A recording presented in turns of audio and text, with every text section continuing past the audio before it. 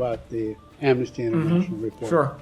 I wonder if you saw this. Amnesty International concluded that Israel is in fact committing genocide in Gaza.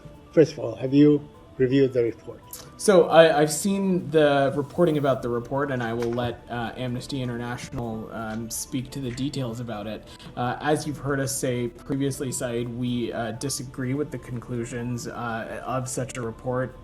We have said previously and continue to find that the allegations of genocide are unfounded, but there continues to be a vital role that civil society organizations like Amnesty International and human rights groups and NGOs play in providing information and analysis as it relates to Gaza and what's going on. But again, as I've said before, that we do not and have not concurred with these past findings regarding genocide. That does not change or alter the continued concern that we have as it relates to the humanitarian situation in Gaza.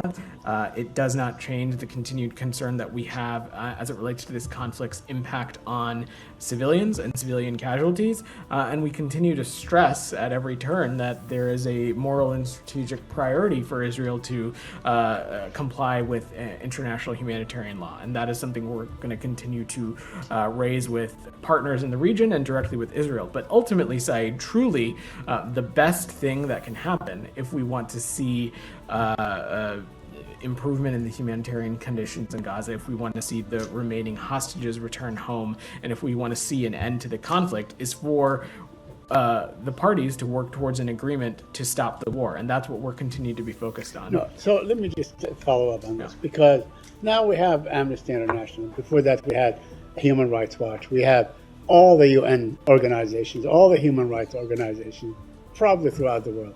B'Tselem, the Israeli human rights organization, every other organization, saying that Israel is committing genocide. And it depends. I mean, it says, I know that genocide depends a great deal on intent.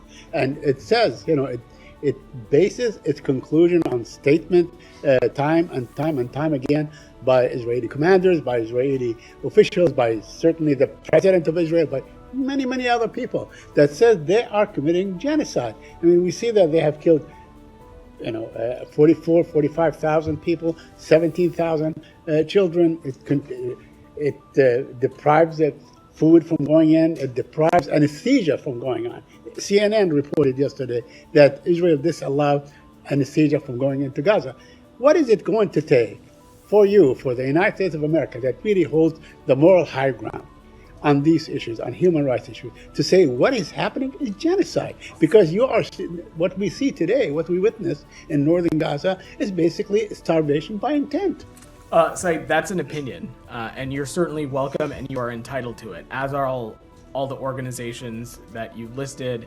They are entitled to make their own analysis of the situation and come to their own conclusions.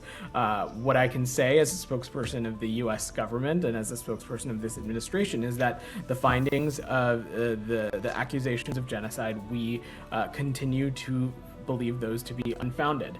That does not change, and that does not change the prioritization and the stress and the emphasis that we are placing on ensuring that there is appropriate access to humanitarian assistance, ensuring that every possible measure is taken to protect civilians, ensuring that we're doing everything possible to bring this war to an end. People, organizations, groups are entitled to draw their own conclusions.